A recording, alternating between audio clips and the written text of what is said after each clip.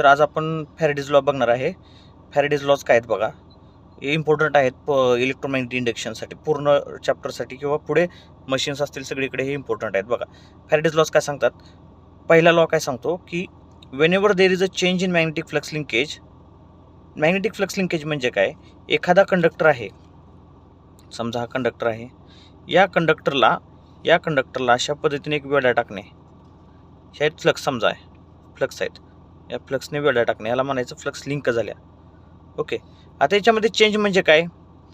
थोड्या वेळासाठी लिंक झाल्या, परत नाही लिंक झाल्या, परत लिंक झाल्या, ते काय झालं? चेंज झाला. मॅग्नेटिक फ्लक्सच्या लिंकेजमध्ये चेंज झालं. मग काय होतं बघा, whenever there is a change in magnetic flux linkage, हे फ्लक्स लिंकेज जर समजा ह्या कंडक्टरने या फ्लक्सला वेढा टाकला, परत नाही टाकला परत नाही टाकला, तर असं झालं तर काय होतं? त्याला म्हणतो आपण change in magnetic flux linkage म्हणतो आपण, त्याला म्हणतो आपण change in magnetic flux linkage. मग जर ज्यावेळेस अशा प्रकारचं change in magnetic flux linkage होतं, त्यावेळेस काय म्हणतंय की अन EMF is always induced in coil or conductor.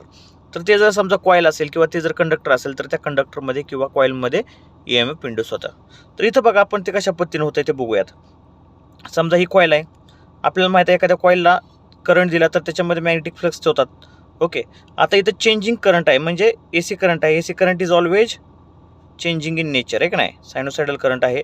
Sinusoidal current काय असतो? ऑलवेज चेंजिंग नेचर असतो. ऑलवेज चेंजिंग नेचर म्हणजे काय?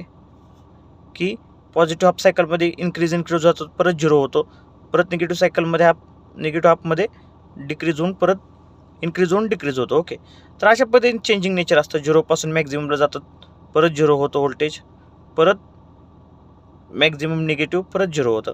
म्हणजे हे चेंजिंग नेचर असतं याचं व्होल्टेजचं. त्याच्यामुळे बघा इथं झिरोवरून परत मॅक्झिममवर झिरो, हे तुम्ही BXCमध्ये वगैरे तुम्हाला बघायला भेटेल की कसं असतं काय नाही ते. ओके, तर AC व्होल्टेज चेंजिंग आहे, थोडक्यात लक्षात घ्या. चेंज इन नेचर आहे, त्याचं जनरेशन वगैरे काय ते आपण नंतर बघूयात. तर हे चेंज इन नेचर आहे. चेंज होतोय, करंट व्होल्टेज चेंज झालं, करंट चेंज होणार. हे काय आहे? व्होल्टेज आहे. व्होल्टेज चेंज झालं, करंट चेंज होणार. करंट चेंज झाला, ह्या फ्लक्सच्या प्रोड्यूस होत आहेत त्या चेंज होतात. फ्लक्स प्रोडक्शन चेंज होतं, आणि फ्लक्स प्रोडक्शन चेंज झालं तर इथं जे फ्लक्स लिंकेज होणार आहेत कॉईल B साठी, समजा ही कॉईल B आहे आणि कॉईल A आहे, तर कॉईल Aच्या फ्लक्स चेंजमुळे कॉईल B मध्ये EMF इंड्यूस होते. कॉईल Aच्या फ्लक्स चेंजमुळे कॉईल B मध्ये EMF इंड्यूस होते. हे फ्लक्स लिंकेज, फ्लक्स चेंज झाल्या, फ्लक्सचा अमाऊंट कमी जास्त झालं तर अजून वाढत जाणार इकडे. ओके, कमी झाला तर अजून कमी होणार. करंट झिरो असेल तर झिरो फ्लक्स झाल्या, करंट वाढत गेला, फ्लक्स वाढत जाणार आणि लिंकेज वाढत जाणार, आणि change in magnetic flux linkage होणार. आणि जर change in magnetic flux linkage झालं तर त्या कॉईलच्या अक्रॉस EMF इंड्यूस होतं. EMF म्हणजेच व्होल्टेजला पोलॅरिटी असते पॉझिटिव्ह निगेटिव्ह, आणि त्याचा अमाऊंट असतो E. ओके, तर हे झाला पहिला फॅरेडेज लॉ. सेकंड लॉ काय सांगतो बघा, स्टेटमेंट. मग हे जे EMF तर इंड्यूस होत आहे change in magnetic flux linkage झाल्यानंतर, पण त्याचा अमाऊंट किती आहे? तर तो अमाऊंट हा अमाऊंट सांगतो फॅरेडे सेकंड लॉ. बघा, सेकंड लॉ काय सांगतं? The magnitude of EMF induced in coil is directly proportional to rate of change of magnetic flux linkage. म्हणजे E is directly proportional to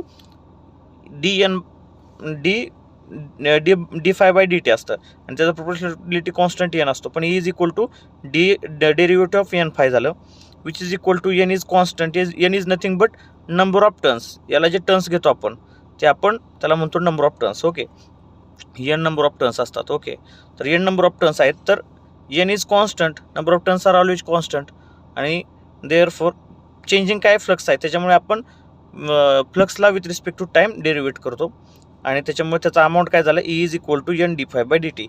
बघा, हे जे इंड्युस्ड EMF आहे ते ऑलवेज, हे इथं आलं इंड्युस्ड, हे इथं इंड्युस्ड EMF झालं, हे ऑलवेज अपोज करतं त्याच्या कॉजला. आणि हे असं कोण म्हणतं? तर लेन्झ लॉ म्हणतो. त्याच्यामुळे Lenz law, according to Lenz law, this EMF induced is always minus. Okay, which opposes to cause to generated. Okay, त्याच्यामुळं या ठिकाणी मायनस साईन द्यायचं आहे. ओके, याचं डिटेल्ड आपण पुढे याच्या लेन्झ लॉ शिकताना बघणारच आहे. तर E is equal to -n dφ/dt असतं. ओके, अशा पद्धतीने फॅरेडेज 2 लॉ आहेत. त्याच्यामध्ये तुम्हाला सेकंड लॉमध्ये हे फॉर्म्युलेज इम्पॉर्टंट आहेत, आणि फर्स्ट लॉमध्ये हे फिगर आणि हे E आणि हे लिंकेज इम्पॉर्टंट आहे. Okay, take care, thank you.